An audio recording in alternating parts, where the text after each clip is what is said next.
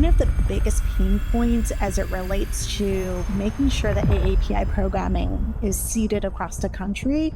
It's a combination of making sure you have really motivated and confident and equipped educators, but also we provide fresh, incredibly immersive content that is inspiring and joy creating rather than divisive, and it brings people together. Really, the very nature of AAPI is not necessarily that we are trying to make it different or separated.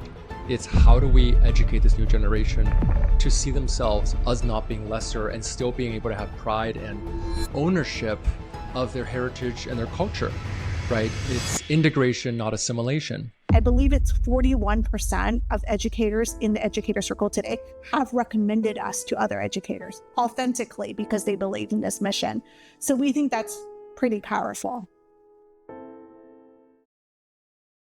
Welcome back to Big Asian Energy. Now, if you are a parent of Asian children, if you have been an Asian child, which I'm hoping if you're listening to this at some point you were an Asian child, or if you have ever dealt with education around Asian and AAPI kids, this is the episode for you. And before we dive in deeper, I just want to give a little bit of background because today's guests, Ann Kono and Renee Yang, have truly already, by the time that they started this project, already reached the pinnacle of corporate success.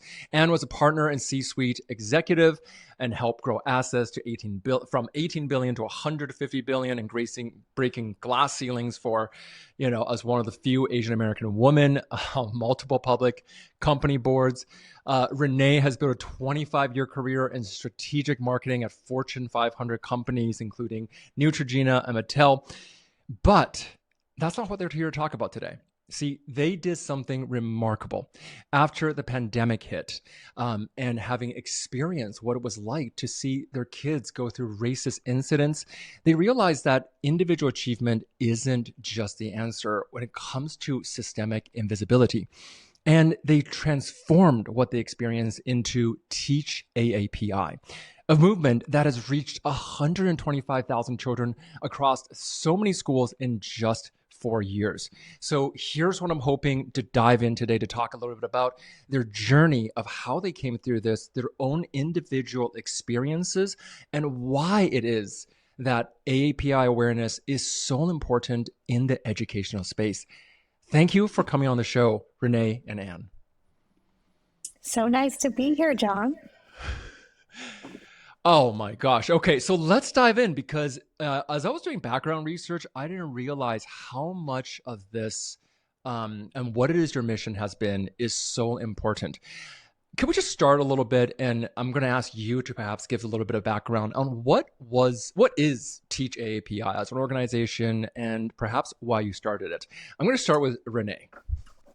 Yeah, TeachAAPI is something that was a dream and it's now become a reality. It's something that Ann and I are tremendously passionate about. It started about 4.5 years ago, and you mentioned microaggression. Sometimes it's really when something happens deeply personal that really helps you, helps us find our purpose. Ann and I have had so much experience corporately and, just in the working space. But this is the first time for both of us that we've been able to marry both passion and really purpose together.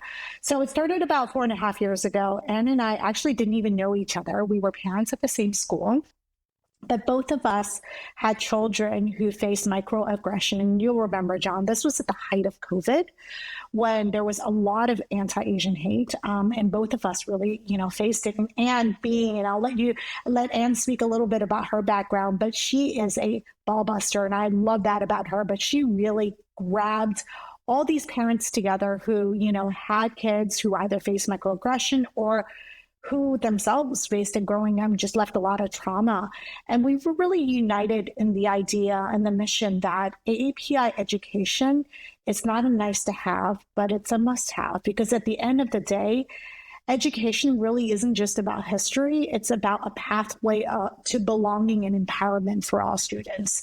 And so that is really the premise to which our organization was conceived, making sure that AAPI learning and education is pervasive and part of the American story.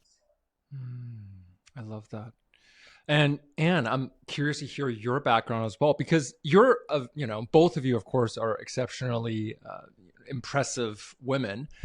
Anne, did you recently win a 2025 Female Executive of the Year finalist award from the LA Business Journal?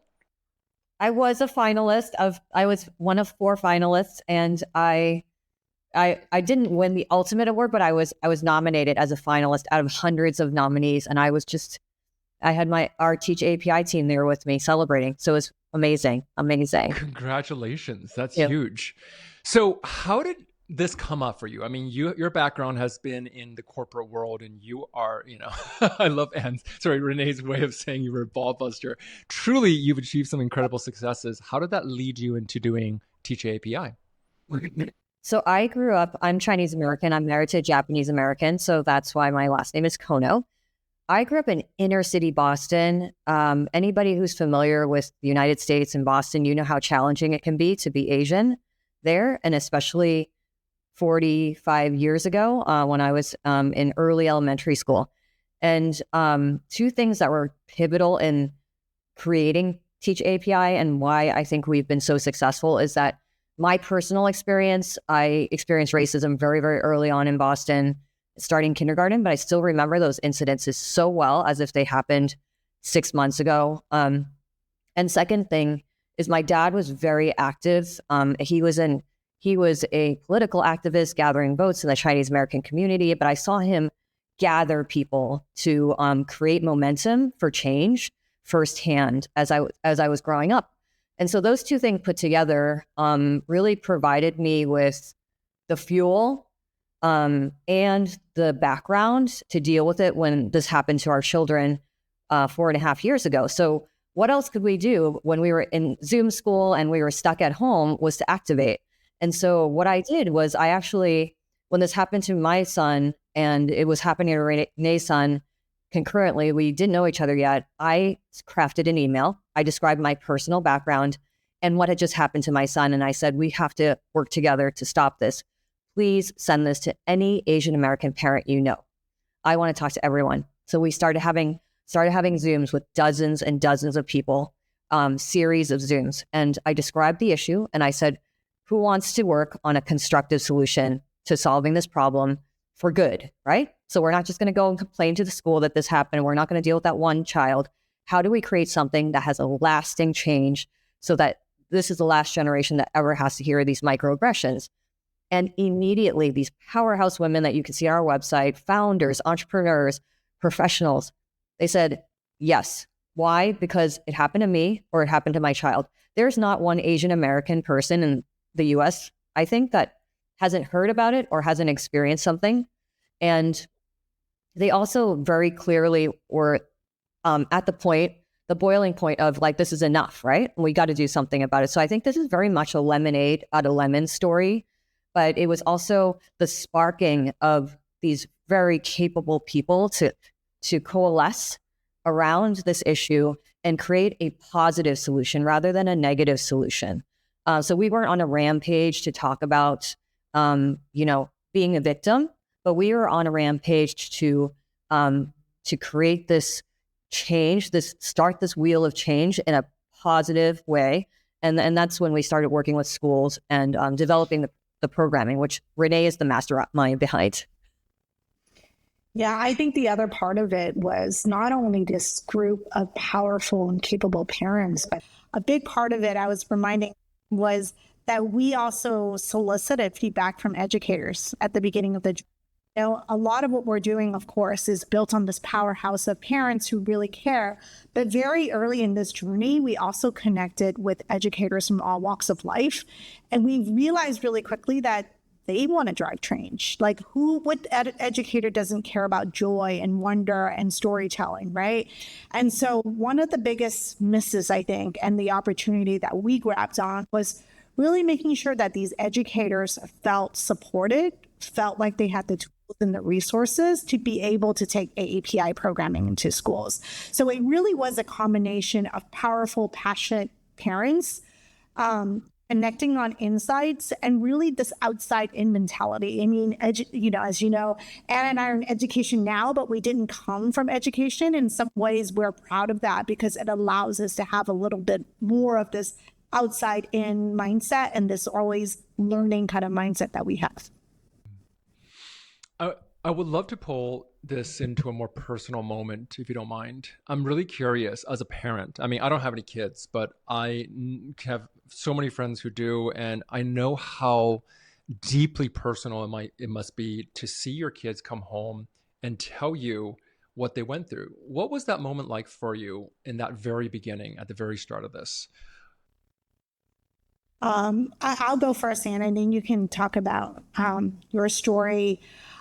For us, it wasn't even my child coming home and finding out about this. So as you will remember, during the time of COVID, if you were working in the time of COVID, you were doing it on Zoom. And if you were going to school in the time of COVID, you were also doing it on Zoom. And so it was one of those crazy times in our lives where my children were upstairs in their room doing Zoom school. My husband and I were downstairs, living our lives, doing our work and whatnot, just trying to kind of make things happen.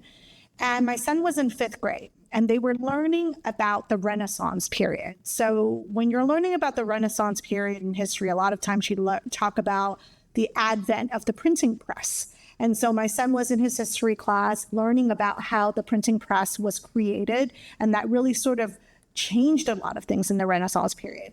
Their teacher talked about actually the printing press was created in China 2 centuries before that. As soon as that moment hit, a child spoke up and was like, you know what else was created in China? And you heard a lot about monkeys, flus, all of that. I mean, this was a 5th grader. This is in a 5th grade classroom. The fact that a child sadly felt comfortable enough, maybe behind the Zoom screen, to be able to articulate some of these things, knocked the socks off. My son was just shocked. I mean, he grew up in Los Angeles, never heard anything like this. And I think what was really a brave, courageous moment for him, and he was only in 5th grade, was he stood up and he really sort of defended, right? Like, you can't talk about a whole community, a whole country, a whole people in that way. And the only reason I even heard the situation happen was, I think after he let it all out of his system, he went cameras off for the rest of the day. And his teacher called me to make sure that he was okay because he had gone cameras off. And that's really how I heard about that story. But really, his courage and his bravery was also what inspired me to take action. I grew up in Hong Kong where everybody looked like me. I was a majority, and so I could not have fathomed in this day and age to be experiencing or have my child experience something like this, especially in a place like LA. So it was really a pivotal moment for us as a family, for me as a parent, and for my son. I think it was his first step to advocacy, which was a really great thing. Wow, you must have been so proud. Yeah. For sure. Anne? So it was 3rd grade Zoom in the same school, even though we didn't know each other. And it was a very different issue, actually. I actually didn't find out that my son had experienced microaggression until another mom came to me, and she said her daughter was crying because she was also Chinese American. And this child, this student was repeatedly saying this joke throughout the Zoom day. It was that Chinese people suck at baseball because they eat bats. Very hurtful on multiple dimensions. And the thing is that my son heard that joke multiple times, and he happened to be an all-star baseball player that year. And so he was like, that's not true. Chinese people are good at baseball. Look at me. He missed the entire racial part of that joke, and in a very innocent and naive way, right? Because we didn't bring him up in the way that I was brought up or conditioned, unfortunately, and on purpose, right? So that he could create his own perspectives. The school had an amazing anti-bias curriculum. And so they really looked at each of their peers as contributors to their school community and classroom in an equal way to enrich their classroom. So he didn't have any seed, right? Or any propensity to even react in a negative way. So he took it at face value. And so when that mother called me, she actually came over to my house and she told me about it. She was upset, but she's like, I don't know what to do with this. And her daughter was crying. And so I was like, wow, we have two big issues here, right? It's like, hey, how do we develop a deeper sense of identity for our children, for my child especially, so he understands and he can identify and he has the tools to react to things like this. But also secondarily, how do we do this? How do we handle the situation? Because this child kept doing it, right, throughout the day. And so out of that came some very good conversations with the teacher, with that parent, and it unfortunately repeated itself. And so we had to escalate a little bit. But the long story short is that's why our programming helps create pride and identity for Asian American kids, because of the presence of our three-dimensional programming throughout the school year. So one principal, I remember when we had our first gathering, this was during COVID, at one of our co-founders' houses, Ellen Chant. She hosted us and she hosted probably 50 parents. And this was like in May, I think, June, July, but during COVID. So we were all outside in her backyard. And the one thing we said was like, we are not a Lunar New Year and a dumpling kind of presentation that shows up once a year. That's not who we are.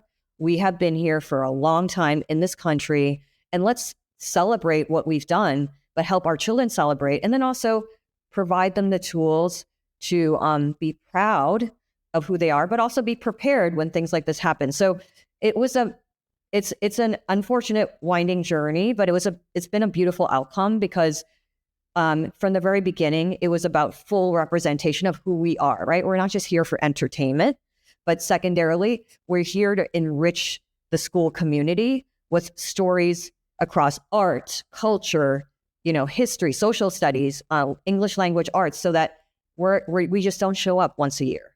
And the schools that partner with us, they feel it. They start feeling it in September, and they feel it until school is done. And we are so happy because we've had a 95% retention rate. So from the day we started until 4 years from now, we've had very few schools fall out of our partnership. We just keep growing. And it's because of what Renee and her team do, because we provide fresh, incredibly immersive content that is inspiring and joy creating rather than divisive. And it brings people together. So I'll leave it to you all to talk about it. It is really true, though. I feel like a lot of times, we tend to think of ourselves in little compartments, identities as little compartments. And when you hear an author talk about her experience, yeah, she may show up at a school and she's an AAPI and she's AAPI, presenting. But she also may share a story about how she grew up and she was a daughter of immigrant parents and how she struggled with really being American, but also, accepting her culture. Or she may struggle with, traditional stereotypes that, her parents want her to be a doctor and a lawyer, and she really wants to be something else. And, she wants to be a creator, right? And I think that those stories, when they're shared, yes, they're presented as part of our AAPI programming, but what we find is that they build bridges. They help students see each other as humans. When we do this with parents and they sit in, we've had parents cry, and they're not like AAPI parents. They're just like, oh my God, this author resonated so deeply with me. We were in one school event where the parent was just like, and so it really is nice because yes, what we're doing is sharing AAPI programming, but really what we're trying to do, and I think the end goal of it, to see each other as humans, as people, and connect us rather than divide us. I love that. That is such an important idea, is that really it's about building better bridges of connection. Because really the very nature of API is not necessarily that we are trying to make it different or separated. It's how do we educate this new generation to see themselves as not being lesser and still being able to have pride and ownership of their heritage and their culture, right? Mm-hmm. It's integration, not assimilation.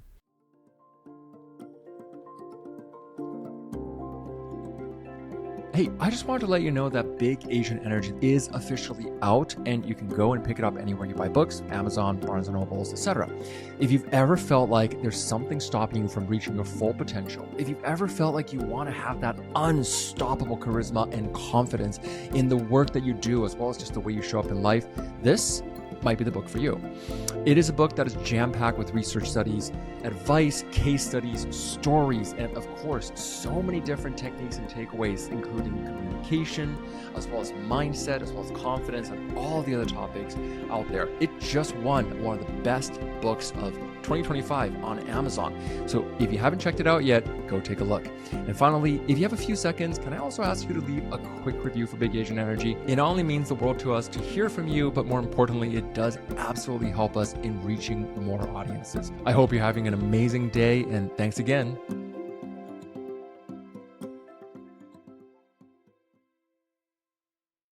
There's so much focus in your programming really on the kind of the mission that you're putting towards. And I know that you have a really grand mission of reaching, I think it's like 1 million kids. Yeah. Can you walk me through the strategy that you have in mind on how you plan to do this? That's a big mission. And I think you're being called on. We come up with crazy ideas. In this case, it was one of our advisors. We were putting together a slide deck, and she's like, 1 million sounds really good. And then my background was always in working in companies that had these crazy growth ideas. And then they were like, okay, well, you get to go figure out how to do it. So that was always my career. And then Renee has the amazing job of like, oh my gosh, like designing the program. Yeah, to do it. So we are a good partnership that way, because we kind of shoot big and then we always kind of get to that goal line. And so this one was we designed a program, and Renee can talk about it. It's called the Educator Circle, to engage teachers. But the idea is to utilize the power of influence from a peer-to-peer perspective, teachers to teachers, to activate their classroom, their schools, their friends that they know from conferences. And it will only take like 250 people to tell 5 people about it, and we're there. That's 750,000 students. And you add in who we're impacting this year and have impacted, we're at 1 million. So it's a simple idea, but when this resonates with a person's heart and their mission and their personal purpose, it can be achieved together. So maybe Renee, if you want to talk about the EC and what we're doing and where we're at, that would be great. The Educator Circle is just one of the exciting initiatives that we are taking from like very much an outside-in perspective. So obviously, one of the biggest pain points as it relates to making sure that AAPI programming is seeded across the country, it's a combination of making sure you have really motivated and confident and equipped educators, but also making sure that those educators are armed with the right resources to be able to make it happen. So we've spent the first 3 years really just piloting and, creating proof of concepts of what is a good program for educators. We listened to them. They told us what they needed, and we built it, and we curated and created these programs for pre-K through 12th grade. And then the second mode is like, okay, so now that we have this like wonderful tool belt of resources, how do we make sure we let educators know about it and really get them to feel comfortable implementing it? And so in my beauty days working at Neutrogena, one of the things that we, really used as a tool for connection and for acquisition was dermatologists. They were obviously the experts. And, if you look now, there isn't a derm influencer that doesn't really kind of connect with you in a deeper way. And so the Educator Circle was really sort of built on the idea of, can we create these influencers, but influencers in a way that felt authentic, that we deeply understood them, that wasn't just transactional. You weren't trying to be like, oh, this is super cool and hip, but you're not really going to get anywhere with them. And so the educator circle was really created on the premise on understanding the whole educator. And today we've really used these educator influencers to come into our network to bring in other educators. We've developed programming for these educators to really make them feel connected to our organization at a deeper level. And now we're arming them with the tools to be able to implement the school. One of the examples I want to share with you is we recently created a fellowship in our educator circle. It uses AI because our educators really want to learn that tool. And we had them take our curriculum and then use AI to develop new curriculum that they could use in their classroom. So up until this point, most of our curriculum was social studies based. We had a wonderful high school math teacher, and she's like, you know what? I want to create a statistics module for my 12th graders. And she literally took our topic, which is Vietnamese American settlement. As you know, it's the 50th year of the fall of Saigon. So there's a lot of interest in the Vietnamese American community sort of resurrected. There always is, but this is a special time for that. And she took that idea on the refugees, but not only from a negative angle, how much contributions they've made as a community and how much impact they've had in this community, turned that into a statistics module.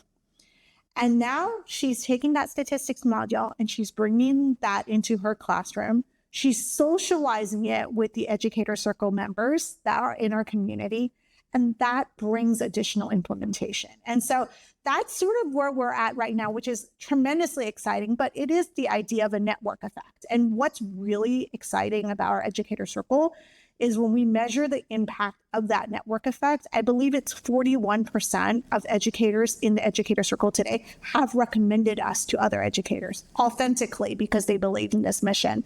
So we think that's pretty powerful.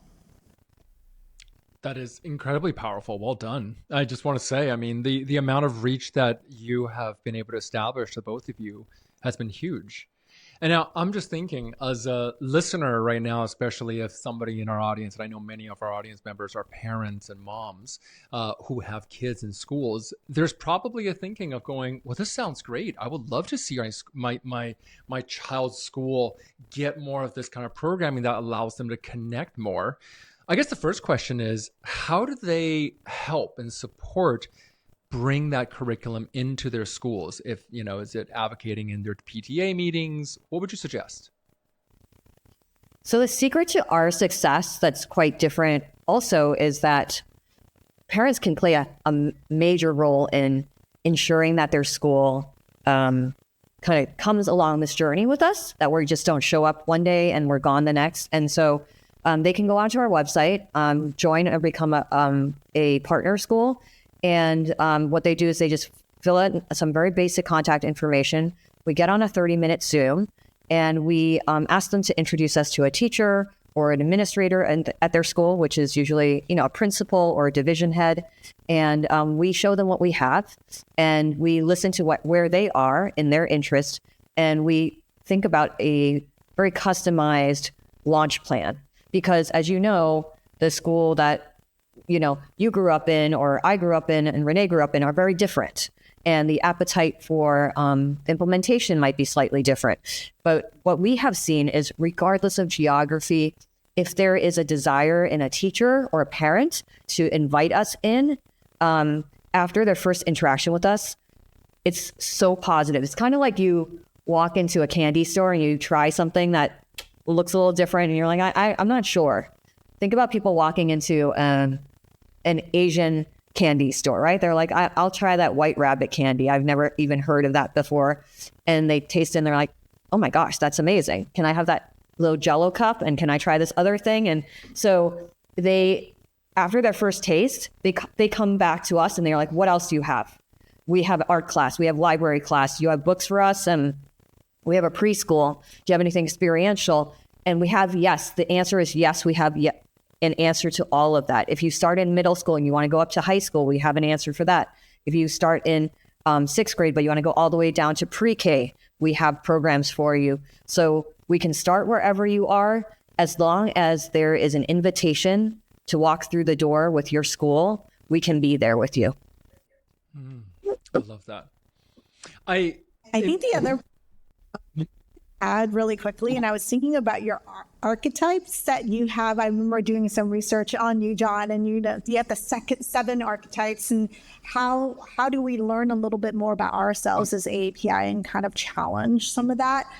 I think a lot of times, being Asian, not to stereotype, sometimes we feel like, do I want to be the person to go and invite my principal? Do I feel confident enough, right? Like that's probably what that parent's thinking, right? Listening to us, that's the part of stuff that I think when you using Anne's example is first and foremost, we arm them with everything they need to do that introductory meeting with the head of school, with the division head. It's a simple email. We give you the points, and that is a small win for you. But I think one of the things that a lot of our parent ambassadors get really excited about is when they start taking these micro moments and they're able to introduce us or to see our work there or whatever, these little small wins, it builds their confidence. It challenges what I think that they feared before that they weren't able to do. And I think net, it builds a stronger community as well. So I just wanted to add that point in because, I was thinking about the way that you talk about, some of these, ways that people think about themselves. And I think even in those moments of introducing us to the schools or getting more involved in the community, spearheading a PTA meeting, those things are small wins that make a big difference and changes how people can think about And themselves. there's a ripple effect that we have seen because kids whose parents activate their schools, they get emboldened.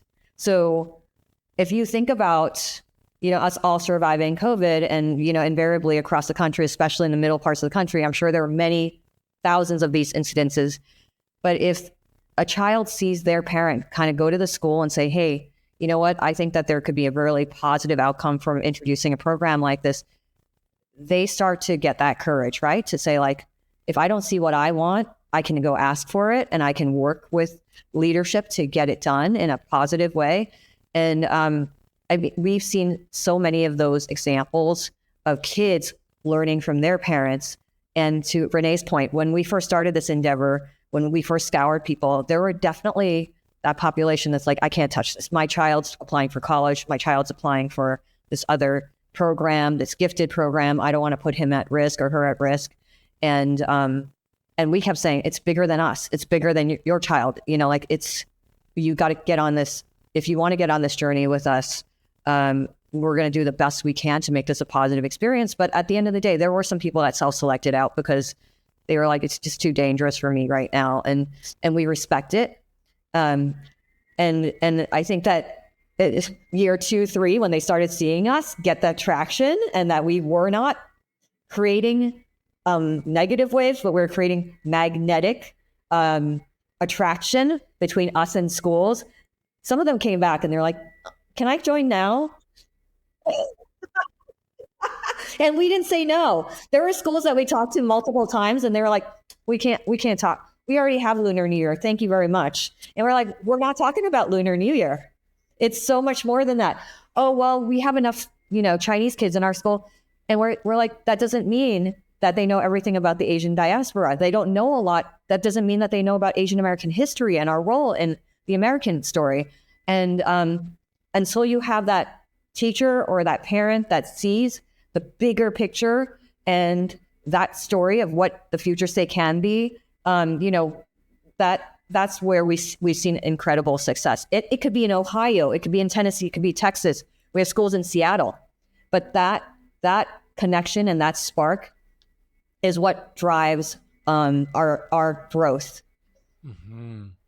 I love that you brought that up because immediately that was a fear that I could see so many parents having. We talk about it as like the risky spotlight, right? Like, especially if you're the one, like you have a kid in a school who is one of maybe 3 Asian kids in the class. do I want to be that parent in like saying, well, we want to bring this in, and that immediately can bring up so much fear of, is this going to cause my child to get discriminated against further? Are the teachers going to now suddenly see him or her differently? Like those are really real fears. And, we could hold space and recognize that fear is very valid. But here we have a solution that is all pre-done for you.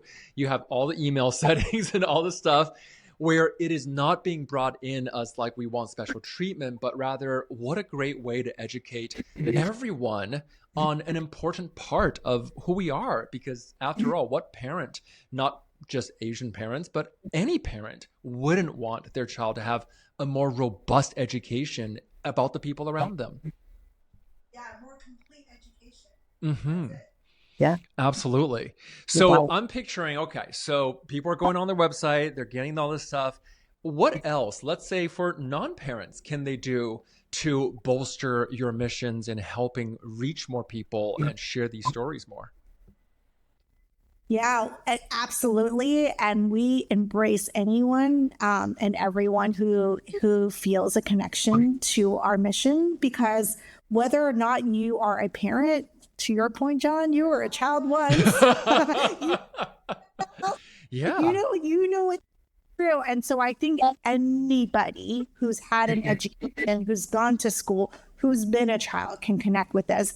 One of our biggest advocates, I hope she doesn't mind us mentioning her name, but Sherry Cola. I don't know if you're familiar with Sherry Cola. Yeah, she's great. An amazing that has really just kind of come with us through this journey. She's obviously not a parent, but she really identifies with the mission. She's connected with us through programming. So she has participated in our youth summit, which is a high school speaker series that allows students to see themselves in all capacity, all different types of professional journeys, right? And so we're trying to break the stereotype there as well. She's spoken to high school students, and I can see her spark from that kind of connection.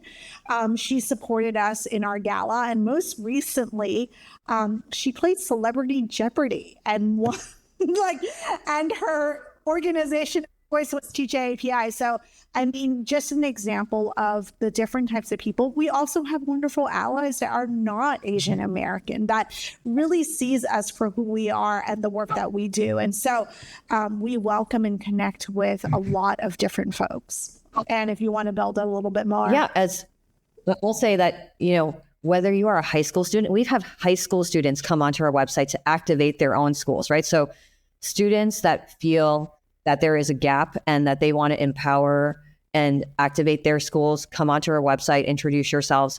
Young professionals, if you want to tell your company about us, companies often have matching programs to support organizations or directed programs where employees can choose how a company puts their funding into the community. We were chosen as a Scholastic Nonprofit of the Year a few years ago to put Asian American books into 50 states.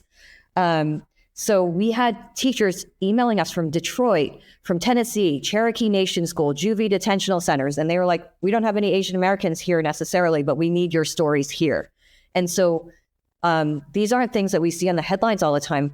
There are gems in every school, in every state that recognize the value of what we're doing.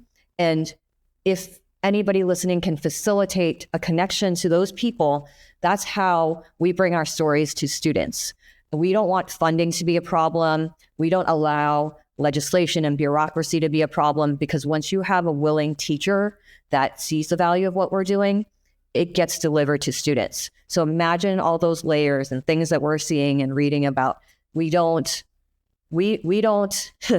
engage in those ways. We refuse to be filtered out in that way, because we're getting directly to a teacher and a parent that wants us there and believes in what we're doing to enrich the students' lives. To your point, the entire school, every student in every school should hear these stories, not just Asian American students. Mm-hmm. These are American stories. Yes. And perhaps being Canadian up here, maybe even a few Canadian stories. It's really a part of it's really all part of our cultural lineage and experience. I have a challenging question. So feel free to let me know if we're going to move on from this. But there's been some political movements around the topics of diversity. Has that affected what it is that you're doing? And for parents who want to bring it in and they have that fear of, oh, will this, trigger something problematic down the road? Do you have anything to share about that? Yeah, no, absolutely. I think first and foremost, this is a marathon, not a sprint. We're not flashing them hand. We are here to be best partners with the school when they are ready to implement with us, and we play that long game. So some schools, may already be partners with us, but maybe that trajectory of continued implementation is a little bit more pulled out, right? I think other times it might be that, a school's not quite ready for that. That's okay. We can come back for it. I think the most important thing where we've seen DEI sort of come to life was actually in the implementation of our educator circle. So when we launched that platform, really into the earlier point about like we reach teachers, we reach, parents, we reach other high school students and they connect with us. This educator circle, we kind of went in with a very bullseye focus on implementation. Bring educators in, let's go and implement. And I think that might have, in an environment that wasn't so politically sensitized as it is today. But I think that what we did was when we recognized it immediately in the formation of this group, we listened to educators. They're like, you know what? We're motivated, but we're a little cautious. And with that, what we did was we pivoted with the educator circle to make it really much more about building a community that is built on authenticity, that is built on trust, that is built on support first. And so that's just one example of like, you've got DEI issues. Sometimes there's going to be blips. Sometimes there's regional based, blips, and sometimes it's national. But the reality is you have people whose hearts and minds are in the right spaces, then you really support them and meet them where they are, whether they are an educator, whether they are a student, whether they are a school. And we take our time and we are flexible in how we work with them, in what capacity, in what ways, until we ultimately reach that long-term goal. Yeah, I think one big, really important aspect of this educator circle program is they create the feeling of safety in this very disruptive, polarized, volatile time. Teachers that have been, revered basically, right? Because like over COVID, any parent was like, bless any teacher that wants to be doing this work during this very challenging time, came out of COVID and then came into, this very disruptive DEI environment. And so I think that it has been an incredibly nurturing environment that has been created by Renee and her team to create this educator circle so that you bring it back to safety. You think about when you're a child and you need to be safe before you can take risks, right? Because you think about kids that have had trauma. Well, their cycle and life needs to address that original trauma before they can like really move forward and soar. But if we create that place that feels very safe for the teachers and it's a closed peer-to-peer environment where they can talk about their challenges, their concerns, like I want to implement this lesson plan, but I'm worried about this. They talk through it and then maybe they tailor their implementation a little differently than they would have, a year and a half ago, but they still go forward because they feel safe. And they're like, hey, if I run into a problem, I know that there's a couple hundred people here that have my back. And I think it just came at the right place at the right time. And we see this as obviously a huge need in the coming few years. So this is definitely a call out to invite any teacher that believes in a holistic and full, complete historical and social studies education to like just join the educator circle and join the dialogue and give us your perspective, because we really believe that we should be everywhere. And there's 50 million K through 12 students in the US, by the way. So our target audience is quite big. And so when we said 1 million, we thought like, hey, we could do it. That's 2.5% of the population of this. I was also going to add, Aaron, that I think to your point about sort of DEI too, I think if we focus it on the words and the acronyms and the language, I think we're always going to find divisiveness. I think what we go back to is, what is our promise? We're an educational organization. What is our promise? Our promise is to develop joy, wonder, a love of learning. Our promise is to cultivate curious, empathetic, critical thinkers. Our promise is to elevate the student voice. I think if you are any school, I don't care if you're this side or that side or red or blue or purple, whatever. I think the truth of it is, how can anyone disagree with this being the promise in the... I love that. And I 100% agree.